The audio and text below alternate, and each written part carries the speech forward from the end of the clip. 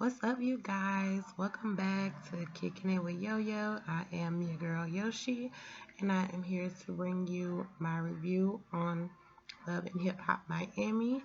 I hope everybody had a safe and wonderful holiday. Um, I have been slacking on my reviews. I just recently lost my grandfather, and then with Christmas and everything coming up, um, I'm just now getting back into the swing of things. So let's go ahead and get on into this review because I have a lot to say.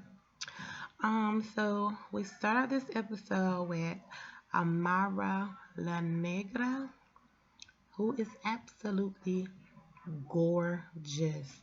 Like she looks like a chocolate baby doll from, her eyes are beautiful, her fro is curly and beautiful, her skin, the melanin is popping. I'm here for her. She says she's fully Dominican and she is trying, I guess, to cross over into um, the U.S. charts, or she's trying to, go mainstream with her music. She said it's been hard for her, and I don't understand why, because she's such a beautiful woman. But she said it's because of, her afro, and she's, you know, I guess with her darker skin, it's just harder for her to cross over into the Latin music era, I'm assuming. Um, but I did recently read that she just signed a multi-million dollar deal, so congrats to her. Um, so she meets up with Simply Jess and Veronica Vega. I have no idea who either one of them are, but I guess as the season goes on, uh, we'll get to know them.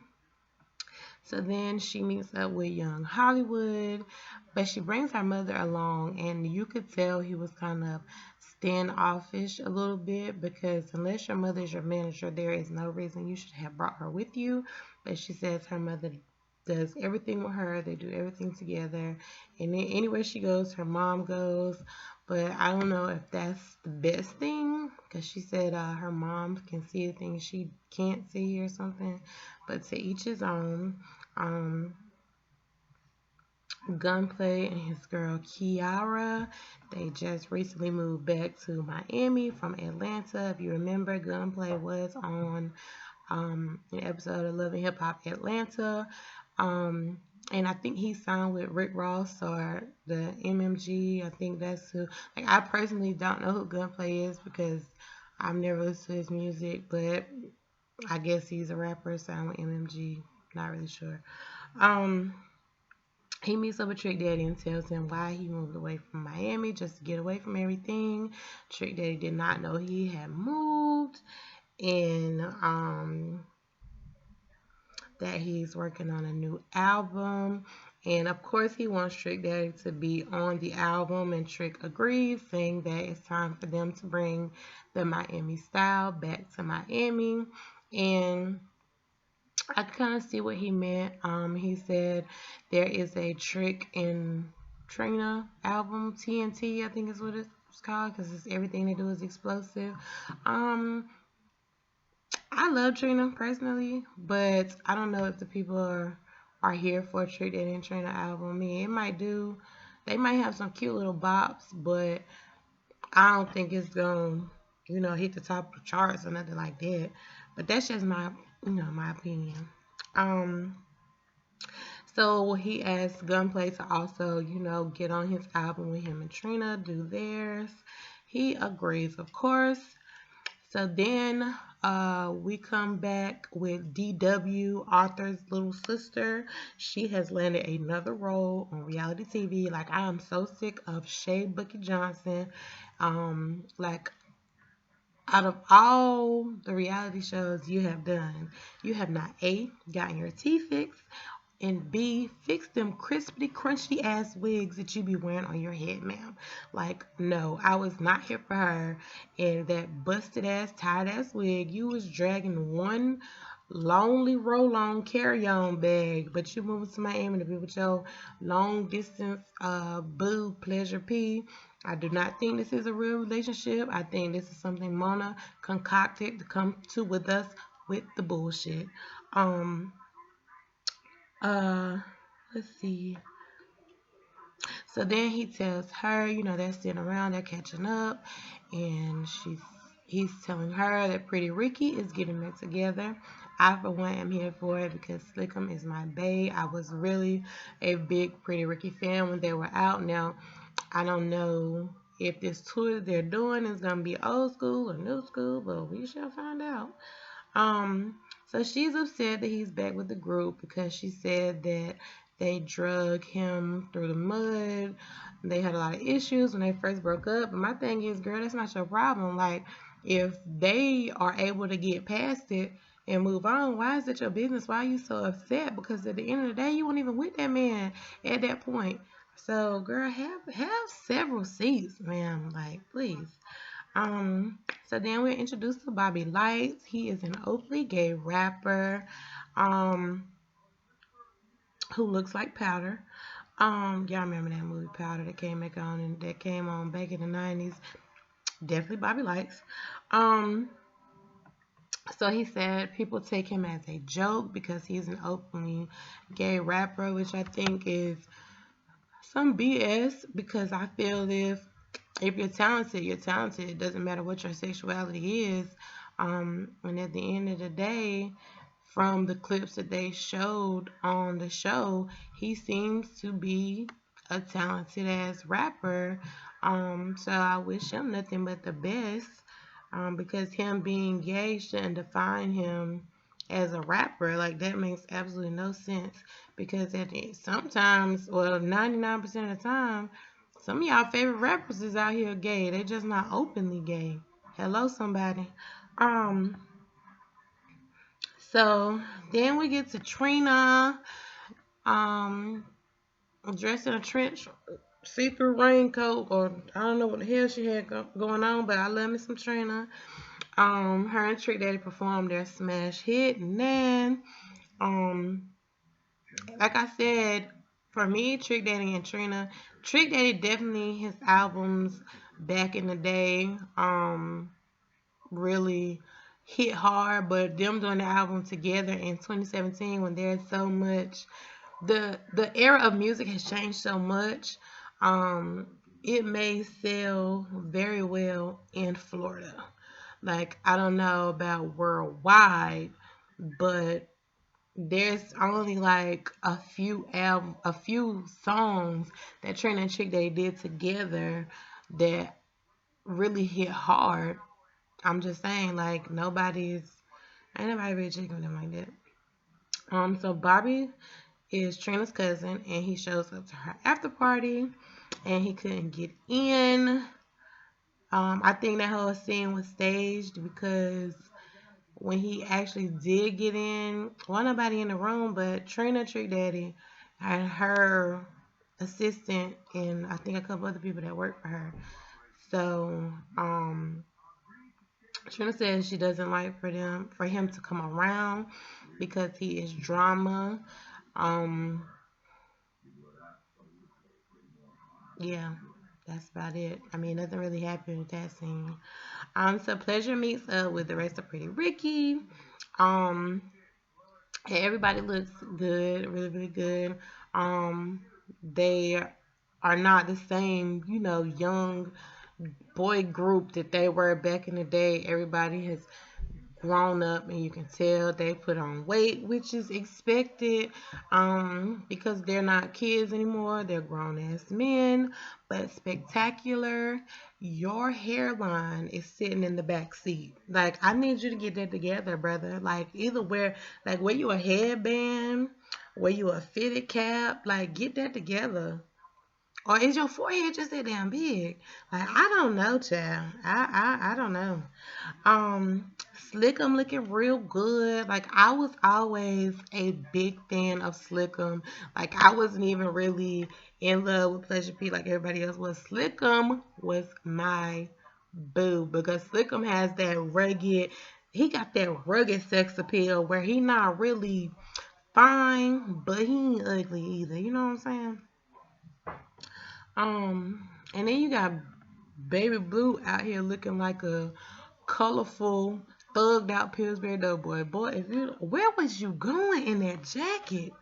Like, I know the cameraman vision and this shit is all fucked up because, sir, like, I almost had to wear shades to look into the damn jacket. Like, no, sir, take that back. Take it back. But immediately. I hope you kept the receipt. Um, so Baby Blue and the guys, they're catching up, and I think Pleasure says something to the effect of, we all work so hard. And then Baby Blue is like, yeah, well, I worked the hardest. Um, and Pleasure's like, okay, Brad, like, we all worked hard. And he was like, yeah, you showed up to the studio and then you left early. And I was the one that put in all the work. And nigga, I produced a song for you, engineered the track and all that. And the spectacular is just like, but you chose to do that, like nobody asked you to. You did it on your own, so you can't really, be mad at anybody because you made the decision to do all that. Nobody asked you to do that. Um, but you can really tell they have a lot of unresolved issues, kind of like Candy did with Escape. Like there's a lot of underlying tension within the group, but just like Escape, Pretty Ricky needs a check because the last time I checked, ain't none of them topping the charts. Ain't none of them no multimillionaires. So that part. Amara meets back up with Young Hollywood, and this scene pissed me off so bad. So, he basically tells her that in order, like if he was to do something with her, she would have to change up her look. And she was saying, change up, what do you mean? And he said something more elegant. Now that right there, first of all, like I said in the beginning of this recap, Amara is gorgeous. Like fro and all, she's a beautiful woman. So for you to tell her that in order for her to be elegant, she needs to look like Beyonce, or Beyonce wouldn't wear fro every day of the week, type thing. Like that is what sets her apart from everybody else. Not only the fact that she is very beautiful, she has a beautiful, moisturized, curly, natural hair. And I mean, and what I like about Amara, I cut my own stuff out, but what I like about Amara is she is basically telling young children or young girls who aspire to be singers and rappers and artists that it is okay to be yourself. It is okay to be a beautiful, chocolate, melanin popping, natural hair beauty. It's okay, and I love that. You're giving a lot of girls, young girls, that are natural and don't have that confidence to, you know, be their natural self. Like she's giving them confidence to say, hey, like it's okay. Because I don't even think she wears makeup like that. Like her skin is fucking beautiful.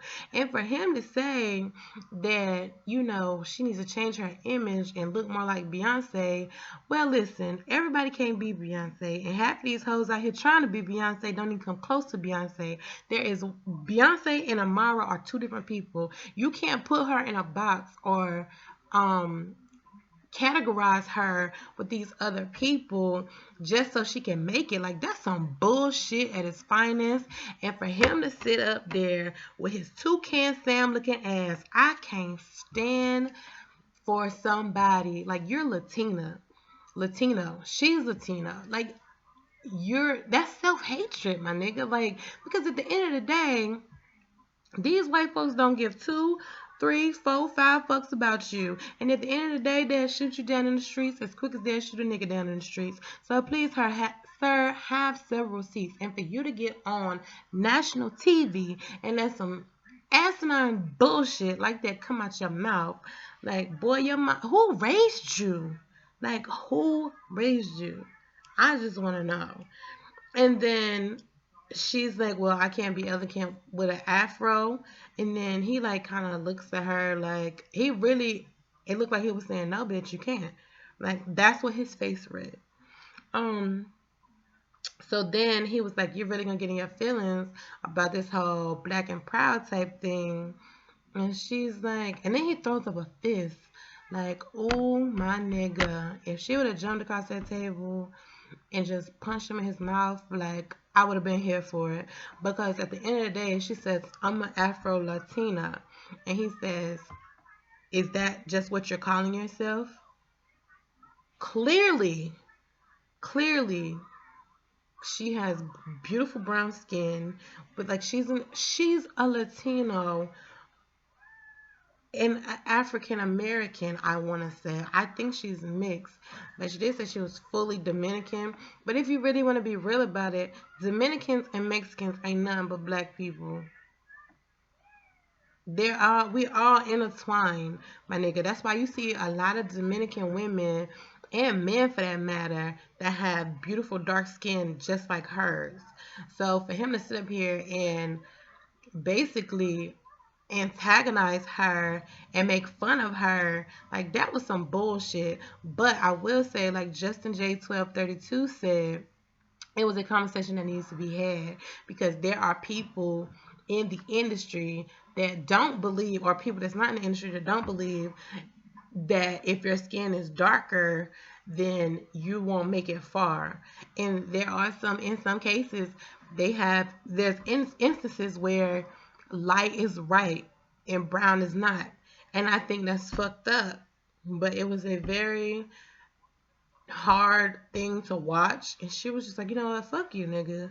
Like, and she walked out, and I would have walked out on him too. And I'm pretty sure with the asinine things he said, like there are gonna be a lot of people not wanting to work with you. Like you let Mona Scott Young puppeteer the fuck out of you, and if she didn't, and those are your real feelings, then my brother, you have an issue within yourself, and you need to be checked. You need to check your own damn self.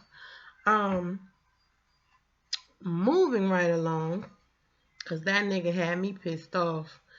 Um, Gunplay meets up with his girl Kiara, who got a big old donkey booty. Like that's a big old stinking ass. Um, but she cute though. You know, she cute. She ain't, all that, but she got a cute face. Um, She tells him she's upset because she did not want to come back to Miami. She feels like now that they're back in Miami, he is going to revert back to doing the same things that he did before they went to Atlanta. And then he tells her that, he's working on some music. And she's like, well, what girls are you going to put in? Because she already know this nigga. He got to have some type of females on the track. He tells her he's thinking about working with Miami Tip. But not to her knowledge, she does not know that Gunplay done already smashed Miami Tip. So that's gonna be interesting, honey. So Pretty Ricky performs, in somebody's hospital cafeteria. It was cute for the moment. It was cute for the culture. They still had their little moves. I was like, hey, hey. Um, and then Bucky show up. DW is her new name. For anybody that don't know who DW is, if you ever watch Arthur, DW is his sister. And that's who she looks like. And you could just see the negativity on her. And my thing is, why even come if you're just gonna bring the bullshit?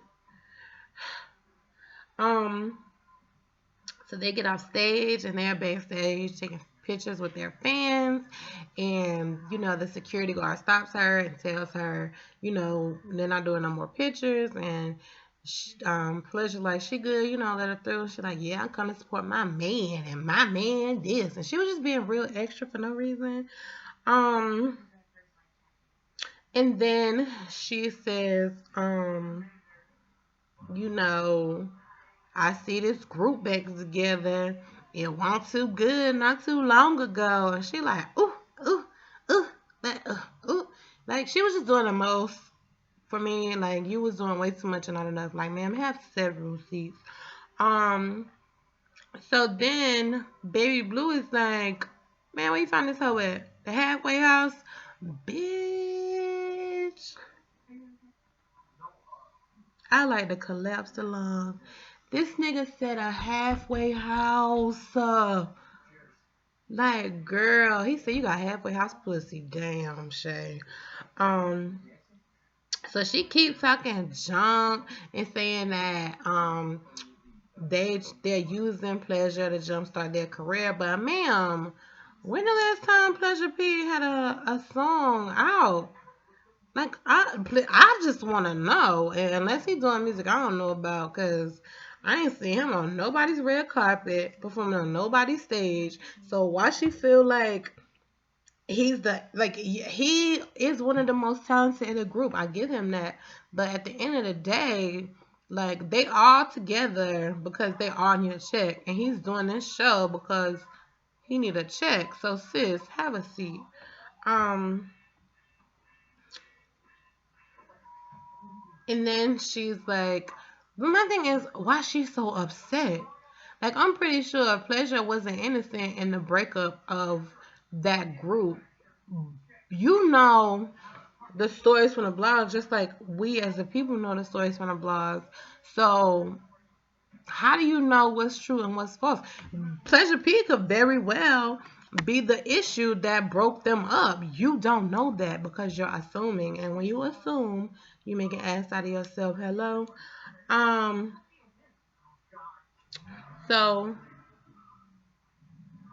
her and Baby Blue are going back and forth, and she called him a fat, pregnant, shining something, but then he came back with,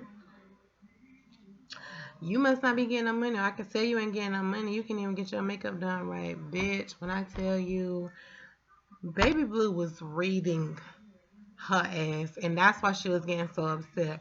But at the end of the day, like, he ain't got nothing to lose, bitch. And at the end of the day, you're nothing to him. Like, I'm pretty sure he done heard it all. He done heard all the fat jokes in the world. So yeah, he definitely he had to learn how to read. Like, bitch, you played your own damn self. Cause when a nigga call you out of your makeup, that mean your makeup is fucked up. Um, so Pleasure's upset that she came to the show just to start some mess instead of being there to support him. And then she says, "You gonna let him disrespect me?" And Spectacular's like, "Ain't nobody disrespecting you. You came here, you started disrespecting us first." So she was like, I came to my man shit, and he said it's pretty Ricky shit, and she was like, my man shit, and he said it's pretty Ricky shit, which it was. It ain't like it was a Pleasure P concert featuring Pretty Ricky. It was a Pretty Ricky concert. Um,